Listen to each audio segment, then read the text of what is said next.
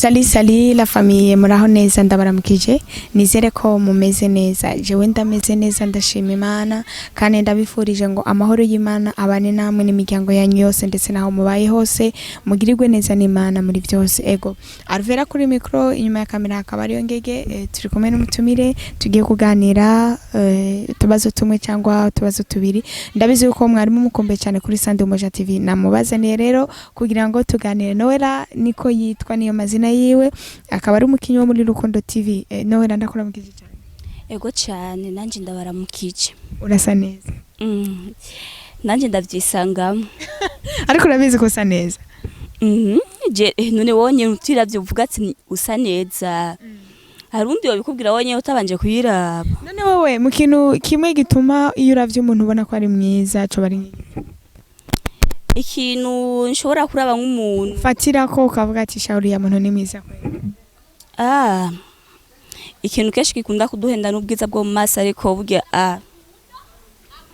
ibyo byo birakunda keshi kutubesha ariko ugasanga nta kintu ego nyene nakubajije rero ikintu fatira ko kugira ngo wewe uvuga ati sha Arvera ni mwiza kweli cyo bari nk'igi Arvera igituma novuga ati nguri mwiza cyane sinavuze ko ndi mwiza ahubwo umuntu wari we wese uraba wa muntu urabuka avuga ati ni mwiza uba washingiye kuki kugira ngo uvuge ko ari mwiza mba nashingiye ku mutima we mwiza nabani uraba umutima we mwiza urashakura nk'igikorwa umuntu abakora ukavuga ati urya muntu ameze neza akora neza kubishingiwe n'ivyo none nawe ko wavuze ko uri mwiza washingiye ku mutima mwiza uvize cyangwa wabushingiye kuko uri mwiza mu maso mama weje nashingiye ku bandi mwiza mu maso gusa none bisanzwe ego Noella karibu cyane kuri Sande Umoja TV ego cyane nikiye kintu mu bihimba byawe cyangwa ku mubiri wawe uhora wiraba ko ukavuga ati sha kino kintu nico kintu cyiza cyane Imana yamaye gusumba ibindi byose ndagikunda cyane je ku mubiri wanje je cyamera mbere ndakunda uko Imana yandemye ngakunda ko nambuka neza sinamugaye nabumuga nigeze ngira mu mubiri nkaba gusa uko Imana yandemye niko ndagushima amakuru yo mu rugo mutware araho arakomeye ameze neza ego uyu tuganira rero ni Madame CIZA niwe turiko dukorana ikiganiro ngo niwe muntu yahavuye aratahukana ibendera mu misukosiko myinshi yigeze gucaho mu misi yashize iyo misukosiko nayo mvuga siyindi murabizi ko ngiri muri Rukundo TV twarakunda gukora ibiganiro mara nkavuga ngo nanashe niwe mugore wa CIZA mara nkavuga Noella niyo misukosiko ndiko ariko urumva ko waratsinze urugamba uratunze nawe umuntu nako si uratunze uri umugore w'umuntu ego Noella bwa mbere muhura na CIZA bwa mbere umunsi wa mbere mubonana mwabona ni ubwa mbere duhura nawe ubwa mbere amaso yanje ya mbere akimubona ubwa mbere twahuriye kwanza muhira iwacu ico gihe hano wambeshe umunsi wa mbere twahuriye muri Burundi TV nje gukina icyansiga duhanye contact ego ni wazi musabye oya niwe yazinsabye ngeze muhira n'inyuma y'amezi 3 ndamurondera kubera nuvuga ngo amezi 3 yose mutaravugana ndamurondera nyine nk'umugenzi abantu benshi bakunda kuvuga Noella ntaguciriyemo ngo iyo umuntu akwatse nimero ugazimuha ugashika mira ntakwandikire uriyumvira none iki kigori chance avye nimero kizishaka cyangwa cyari ko kirankira oya we yaragerageza kundondera yaragerageza ko twovugana nkaba bize nawe kumuvugisha ukamugira showbiz ego biranashika mira telefone nayigurisha kugira nyene urumva kuri WhatsApp nituvugane ariko ku nimero isanzwe aga telefone gato nari mfise ico genzi muhira nyene nuje atakazi ndiko ndavuga ati reka ndamu telefone aze dusangira ivya saa sita niko hari muhira ndamutelefone asha ubwo nyene naje mbona zanana n'umugenzi wiwe barashika turayaga basi ariko ivya ndagukunda ni yashotse abivuga kwera nyene yaciye ndamurenza imitwe y'inzuzi kugira bavuga ati guherekeza ndamuherekeza basi mu nyuma yaho rero niho naje numva avuga ikiri ku mutima. Amaze kuvuga ikiri ku mutima yakubwiye ngo iki? Oya urumva Ruvera nawe nubaye umwana. Nyeremba numva ashaka kumva urabizi ngo ari amajambo iyo bayakubwira uyabwiwe n'umuntu uza gukunda aba ari amajambo wumva ryoshe cyane afite uburemere bwinshi.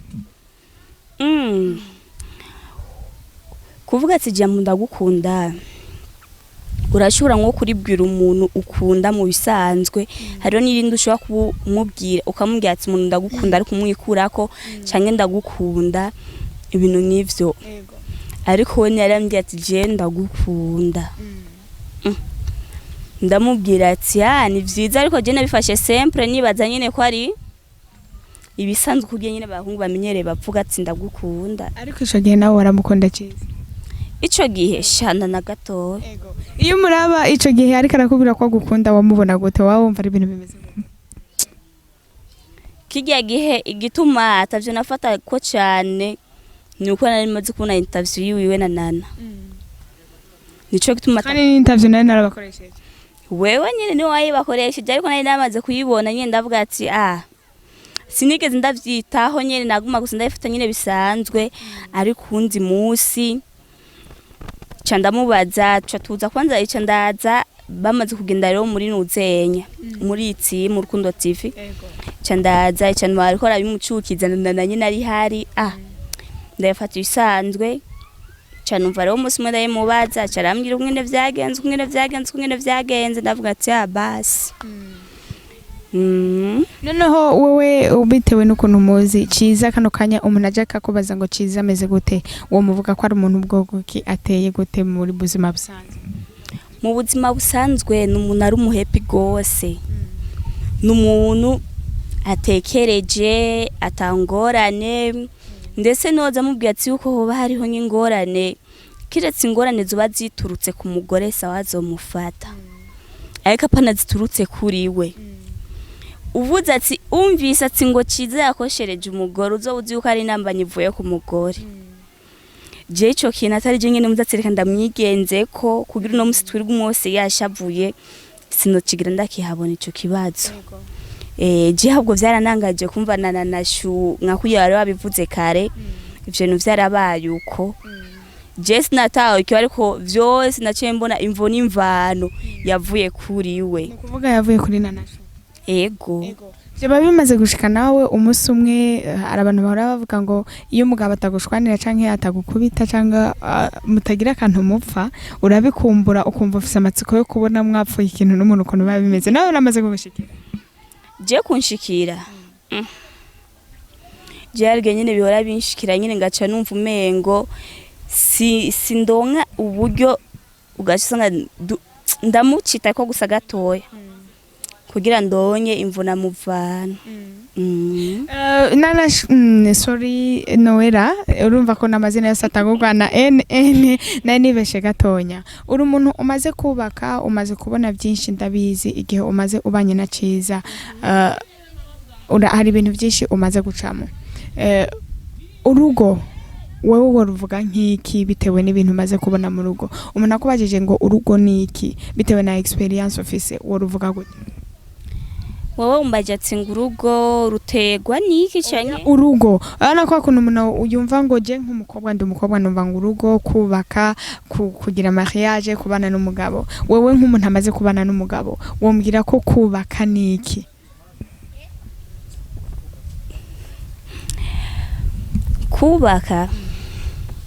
Kubaka kimwe gusa mu bintu vya mbere umuntu mbona avuga ati gushira imbere cyane nk'abakobwa bataragenda kubaka ingo zabo.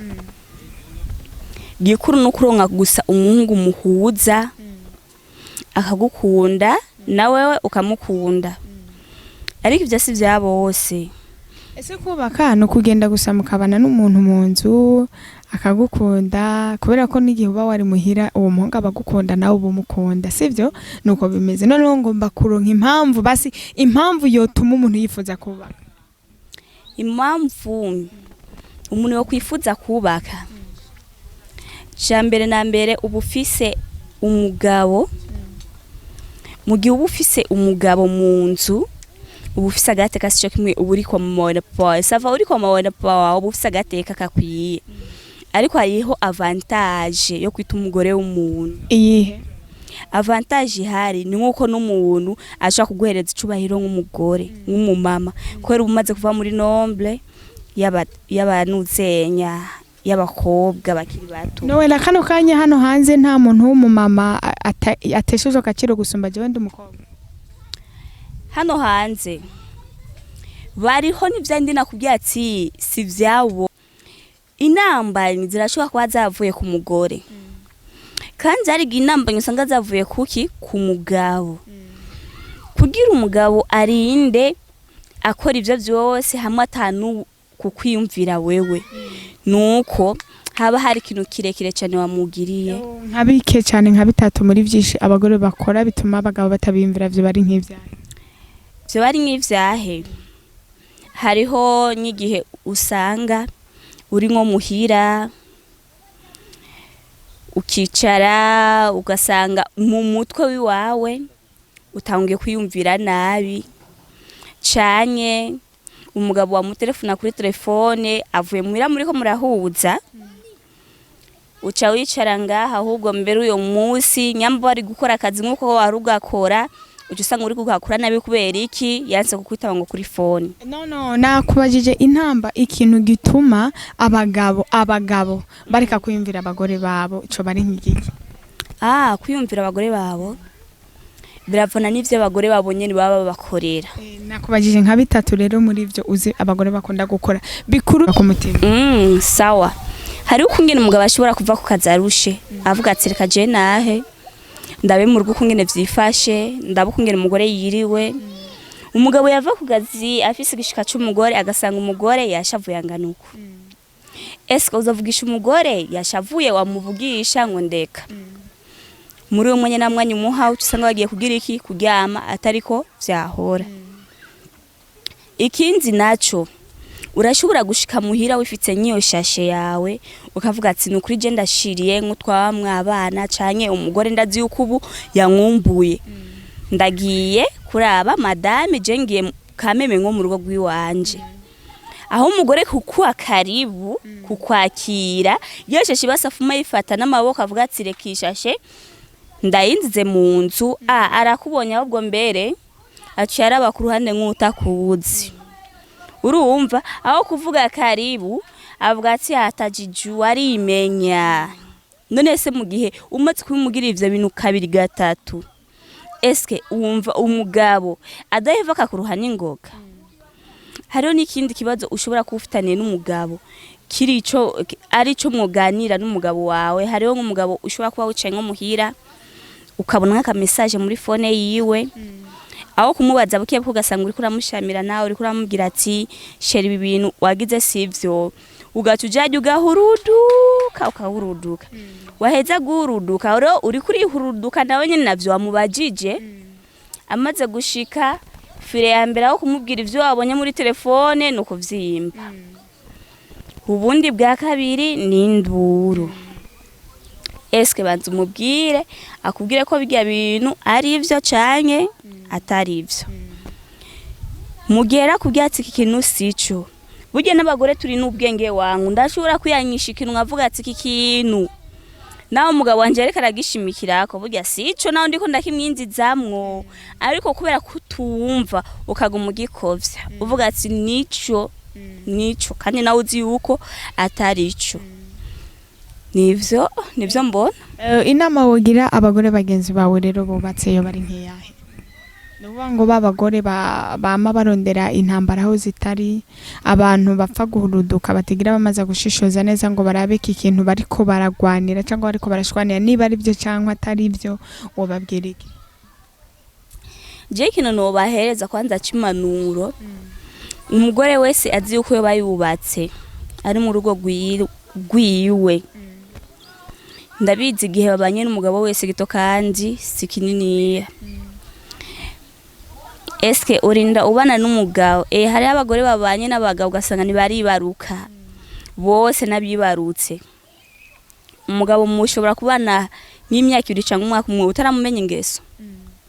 Ubu ingeso ziwe nyinshi ubuzizi mugere ubuzi ingeso ziwe je nk'ubu nka CIZA sawa n'umugabo wanje ari nk'uje ambwiye ati namufatse namubonanye n'umukobwa kanaka muri uyo mwanya ndumva neza ko ari ububesha ariko sishobora kucigumizamo ni kwa kutihangana nyene kw'abagore urumva ndashobora kumva neza ko ico bambwiye ati umugabo twamubonanye n'undi mukobwa ndabizi ko iyo ngese atayigiramo ariko gufuha kubura urumva we rero ku mpamvu y'abo bagore gico no bahanura mu gihe umugabo watamuzi kwiyo ngeso wewe vyumvirize umaze kuvyumviriza nusho kuyimubwira genda kwanza ubanze wicare witohoreze buke buke ko ca kintu bakubwiye ko ari ico kandi ugifatire neza n'ubuhamya umaze ukirongera neza n'ubuhamya urafise uburenganzira bwo kuza ukamushikira neza ukamubwira ati burya rero bimeze nuku atangiye kugenda gauche ya droite umubwira ati nakugenzuye igihe kininiya ubusomwa ndagufitiye ngubu ariko apana gusho kucumuyorera aho nyene nuku ibikini biki oya banza kwanza wicare uvyumvire neza ushobora guca wisamburira ko kujya bavuga ati ngo ibiki ngo nyambari mene yisamburira ko numbatse ushobora gusanga umugabo wawe n'amakosa arimwe ariko ugasanga uriko yamukwegamwo atayazi Noella mera nk'usozera gato umaze igihe kinini uriko urakena ibintu vya filme abantu benshi barakunda kubaza ati none filme abantu bayungukamo gute filme abantu baronka agafaranga gute filme kubera iki none abakinyi ba filme bo mu Burundi badateye imbere cyane ku buryo bashobora kugura amazu n'amamodoka bakuye muri filme wewe nk'umukinyi wa filme ubungukira hehe ni hehe hantu hari intere ku buryo ushobora guhamagara n'undi muntu ukamubwira ati kaze cyane burya muri filme nayo ni business kandi turaronka agafaranga aho cyo kibazo jewe mbwiye ngo cyonanira kwishura nukuvuga ngo urakina ukabona urataje ukabona uragarutse ntuzi ngo bitera bijanye oyaha urumva ivyo ose vya bose igituma atari vya bose twebwe turafise umuntu yatwizeye mugihe uyo muntu yatwizeye arashaka kuvuga ati turamara agasabuni urumva ibintu nk'ivyo kujya nyine nakubwiye ati si vya bose turafise umumanager wacu Munezero Auguste niwe ivyo byose abidushoboza mu gihe turi ino adufata kameme nk'abana biwe nkuko muri ivyo bikorwa vyino iwacu dukora kandi urumva nyene kujye nyene nakubwiye ko atari vya bose hariho keshi ubikora n'imyaka n'indi atararonka ugira iki umyizera ariko tubwiye mu gihe twarose utwizera twaronka gasabuni Noella reka ndagushimire ko waduhaye akanya kawe tukaganira yego nizera yuko kimwe mu biganiro twagiranye cyane cyane ku bantu bubatse ivyo bababwiye biza kubafasha mu ngo zabo kandi abagore bamwe bagenzi bawe baza kumvira byinshi uze kuturamukiriza umutware wawe cyane gose ndaza kumubwira uza kumubwira ngo iki ogira tuganira byinshi ngiro no musi ndabaterme nkashasha ndamubwira ya ndabashimire n'abantu mwese mwafashe umwanya mugakurikirana kino kiganiro Imana ibaho mugisha mugiraho mubahwe turabakunda cyane kuri numugore TV tubibutsa gukora subscribe like comment kugira ngo ibikorwa byacu bitere imbere kandi bishikare kugira kure ciao